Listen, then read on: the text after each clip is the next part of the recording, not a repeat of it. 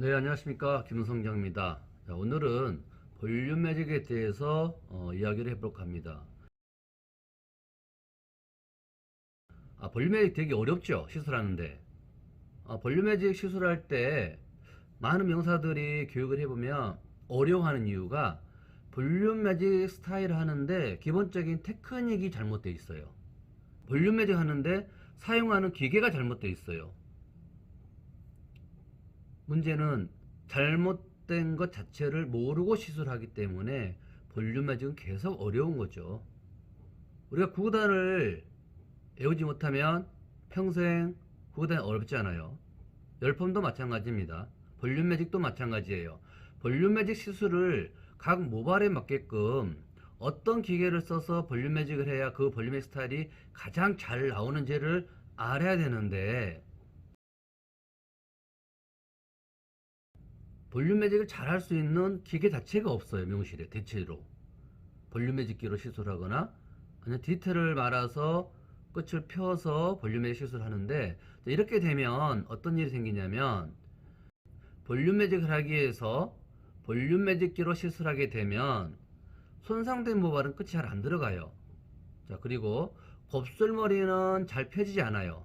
만약에 곱슬머리가 펴지면서 안으로 들어가게 되면 상당히 잘한 건데, 안으로 들어가면 곱슬이 안 펴지고 곱슬이 펴지면 안으로 안 들어가고 안으로 들어가면 곱슬이 안 펴지고 이런 일이 생기는 거죠. 그래서 미용사분들이 볼륨 매직기를 쓰다가 볼륨 매직 스타일을 디테일을 말았어요. 끝머리에 디테일을 말다 보니까 어떻게 생겼습니까?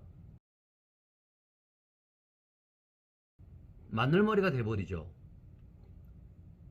마늘머리가 돼버리죠. 끝머리가. 디테일은 찌는 펌이잖아요. 디테일로 찌다 보니까 끝머리가 부풀어 오르게 되는 거예요. 모발이 건조되면. 그리고 와인딩이 된 부분과 생머리 부분의 경계선이 있죠. 그 경계선에 자국이 생겨요. 그 자국을 펴기 위해서 열펌으로 매직기로 열심히 펴지만 중하고 나면 자국이 잘 없어지지 않습니다. 열로 생긴 자국은 열로 잘 펴지지가 않아요. 그래서 명사분들이 결국은 열펌을 볼륨 매직을 하면서 끝머리가 휘어지거나 뻗치거나 자국이 남거나 잘 들어가지 않거나 이렇게 결과가 만들어진 것이죠.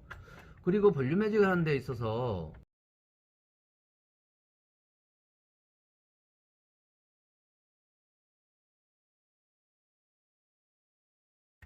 중요한 점 하나가 뿌리 자체가 살아야 됩니다. 특히 짧은 머리는 볼륨이 더 많이 살아야 되는 거죠. 뿌리가 살지 않으면 좀 더 젊어 보이는 스타일이 되지 않죠. 특히 짧은 머리, 중년 여성들, 모발이 갖는 모발들 또는 얼굴이 큰 얼굴, 그 다음에 옆머리가 좀 모발이 많지 않고 얼굴이 긴 형들은 특히 옆머리까지 잘 살려줘야 되는데, 뿌리가 휘어지지 않게 잘 살지 않으면 역시 우리가 원하는 헤어스타일을 완벽하게 만들 수가 없는 거죠. 그래서 볼륨 매직은 볼륨 매직 아이론이란 특허 기술의 볼륨 매직을 시술해야만 뿌리도 정확하게 살아나고요, 곱슬머리도 잘 펴지고 손상된 모발도 끝머리가 손상되지 않게 안으로 자연스럽게 들어가게 펌을 할 수가 있습니다. 자, 볼륨 매직은 볼륨 매직기로 시술은 안 된다는 거. 디지털을 끝머리에 말게 되면 자국이 난다는 거. 열로 만들어진 자국은 열로 잘 펴지지 않는다는 거. 자, 이거를 명심해야 되겠죠. 그러려면 어떻게 됩니까? 볼륨 매직 아이론 특허 기술의 방법을 익혀야 되는 것이죠. 자, 잘 되지 않는 시술로 계속 손님을 받을 수는 없어요.